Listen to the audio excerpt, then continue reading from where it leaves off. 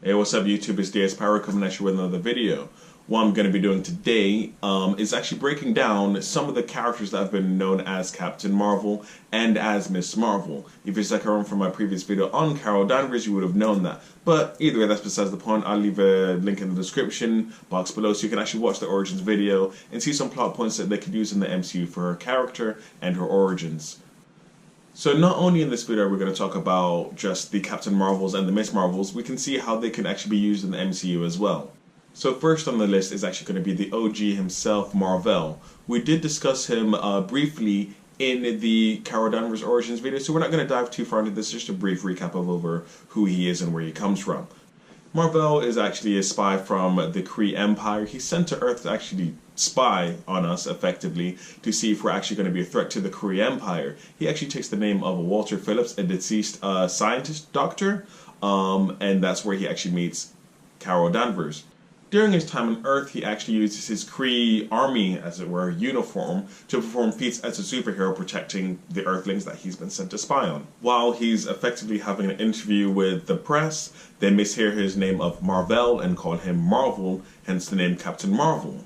Now, I do believe that this will actually be the core of his origin in the Captain Marvel movie. I do also believe that there will be some significant changes due to the similarities with the character from DC of Green Lantern being an Air Force pilot and his powers coming from an alien that's on Earth as well. But it's going to be interesting to see what they do adjust, as it is in fact they will be adjusting Captain Marvel Carol Danvers' character origins as well for the same exact reason. Now on to the next Captain Marvel, we've got Monica Rambeau. She was actually born in New Orleans and became a lieutenant in the Harbor Patrol in New Orleans.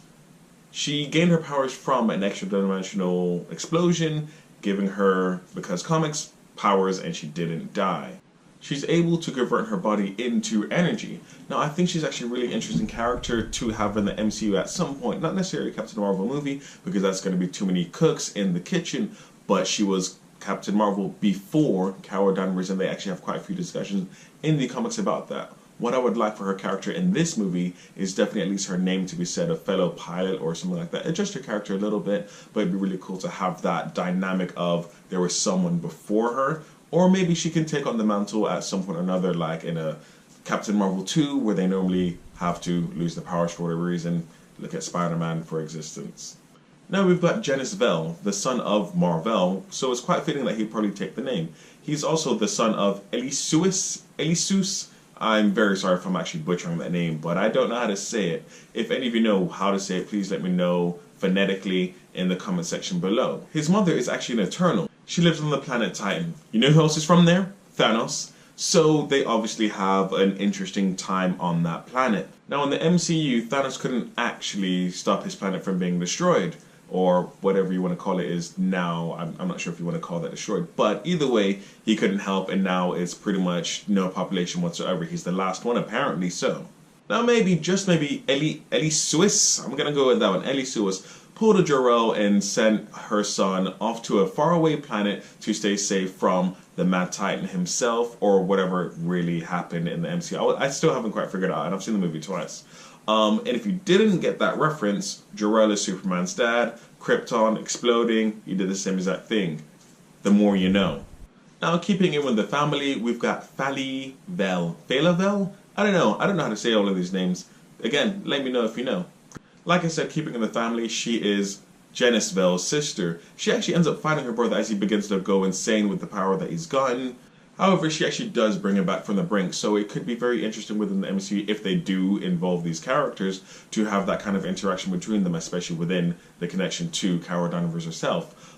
Side note, she's actually strongly hinted at to be a lesbian, so it'd be nice to have a natural, what's the word I'm thinking, LGBTQ character that will be in the movie rather than having something forced, which is what we don't want. It's the last thing we want. But anyway, on to another character. Now then we actually have Kinnear. I don't know how to say names that have apostrophes in them all the time. I know how to say Shar, but yes, Kinnear. That's K-H-N apostrophe N-R. Kinnear is actually a shape-shifting Skrull who is the enemy of the Kree. His DNA is actually bonded with Mar-Vell's to make sure he stays in that shape when he's infiltrating the Kree Empire. Now, while he was within the Kree Empire, his DNA not his DNA brainwashing, his brainwashing didn't last long, and he ended up developing strong emotions and siding with the Kree. Now, we do know that the Captain Marvel movie itself is centered around the Kree versus Skrull war. So this really could actually leave a lot of doors open later on for things like such as the crossover event Secret Invasion, where there's a lot of Skrulls impersonating superheroes that could answer so many questions that happen after, considering it's set in the 90s. It'd be absolutely amazing to have something like that, knowing who can you trust, which was the tagline of Secret Invasion. Now we just had a Skrull that became Captain Marvel. We're back on the Kree side of things, and we've got Novar. He's actually a Kree ensign that is on the ship called Marvel. It's actually shot down by Dr. Midas. At this point, he's actually known as Marvel Boy, which reminds me of Marvel Girl, Jean Grey, but I have to do some research on that. He actually gets given the name Captain Marvel by a dying Kinnear during an event that happens after that, when they initially meet, because at this time, Kinnear is Captain Marvel, he's dying on a ship somewhere, things happen. He's got the name now. He also has a thing for Moonstone, which you'll find out more about later. And finally, but definitely not least, we have Carol Danvers. Now, like I've done before, her origins in my previous video, but we'll do a brief breakdown on her. She's Carol Danvers, she meets Marvel, and then an explosion happens and powers, and now she's Captain Marvel. Done. And now that we've had Carol Danvers go from Miss Marvel to Captain Marvel, it's a great segue into who else has been known as Miss Marvel. Now up first we actually have Sharon Shura. She signed up to the UCWF, the Unlimited Class Wrestling Federation. She signed up to the Power Brokers program to actually get her strength augmented. Eventually she does realize that the Power Broker Curtis Jackson and Dr. Carl Malice got her hooked on drugs.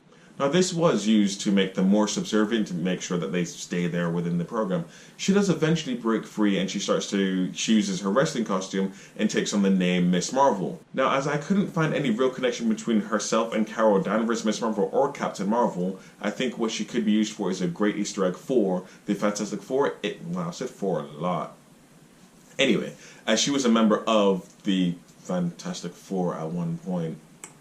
It's a lot of fours. Sorry about that. Now the second Miss Marvel we have on the list is actually a really interesting one because she's a villain. Her name is Dr. Carla Sofen. She's a psychiatrist, a villainous psychiatrist. She becomes the psychiatrist of Lloyd Blush, the original Moonstone. Now, Lloyd Blush has a meteorite that gives him superpowers. Now she convinces him to give him the stone. She then takes his name and his powers. Now, this may seem, where is this going from? How does this involve Miss Marvel? Well, in the story arc, as far as I could find, Dark Reign, she becomes the dark version of Miss Marvel. How does the Dark Avengers come around? Well, we've got Norman Osborn to thank for that. He is the leader, he controls S.H.I.E.L.D. at this point, I believe, or maybe another West Coast part of that. I can't remember the exact part of that. But basically, he has his own superhero team at this point in time, which is really cool with Dark Avengers. So you've got a Dark Wolverine, which is Daken, Wolverine's son. You've got Ares taking the place of Thor. You've got Sentry, sort of. You've got Venom taking the place of Spider-Man. It's actually a really cool story, and I really advise you to read that. One of the most interesting things, which they sort of have done-ish, kind of, is the Iron Patriot, which we see in Iron Man 3. Now, it's not known as that. It's just War Machine's paint job, but it is a really cool thing to have put in there. Now, if they can repurpose that for Norman Osborn, that would be really cool once everything goes through with Disney and Fox, because we've already got Sony. Hopefully, they can use more of these characters. But that's how her connection to Miss Marvel works. Now, finally, we actually have Kamala Khan. She's actually an Inhuman, which we do know exists based on that terrible, absolutely terrible TV show, Inhumans, that got canned. I believe it got canned. I hope it got canned. Now, a brief history on how she got powers. It was from the Terrigen Mist, which is a bomb that Black Bolt, the king of the Inhumans, unleashed upon the world. It actually, basically kills mutants. So there was a war there, so that was fun. So this all happened when Marvel was trying to replace X-Men with the Inhumans, and it just didn't go too well. You don't replace the X-Men, okay? You just don't do that. The X-Men are part of everything that I grew up with in the 90s, and I'm pretty sure most other people got into comics because of the X-Men cartoon on Fox Kids back in the day. If you did, let me know in the comment section below, and who is your favorite X-Men character? Well, Kamala Khan was actually born in New Jersey to Pakistani parents, and she rides a very, very fine line between being an actual superhero herself and full of admiration for other superheroes. Now, after Carol Danvers becomes Captain Marvel, Kamala Khan eventually does take on that mantle of Miss Marvel, even going so far as to shapeshift, because that's her power, to look like Miss Marvel. Now, something as simple as just a pure name drop would be absolutely amazing of the Khan family or something of that manner. I mean, it is the 90s, so it's before everything really comes down with the Inhumans as per the TV show, which I think is still canon within the MCU, give or take how that really works out, considering nothing is ever said in the movies of what happens on TV, but we know they exist. I would really enjoy seeing this, considering she is the first Muslim character to actually have her own ongoing series. So it'd be nice to have something that is, in the sweet SJW term, diverse and natural and not forced on us as the consumer to have to just say have our normal character that we like, just change for the hell of it. Now, what would actually be really good for the future of the MCU, such as Kamala Khan's character, is the introduction of the Champions, which is basically at the core of a young Avengers, so it can open up further doors for superheroes teams, such as when you've got the Defenders on TV, and you've got the Avengers, Guardians, having these separate teams that can still be Earth-based and space-based, like the Avengers Infinity War movie that incorporates Avengers being Earth-based and the Guardians of the Galaxy being space-based, which would be really amazing. Anyways, dudes, and girls, guys, whatever, whoever watches this video, I don't care. I just want to make people smile and enjoy stuff.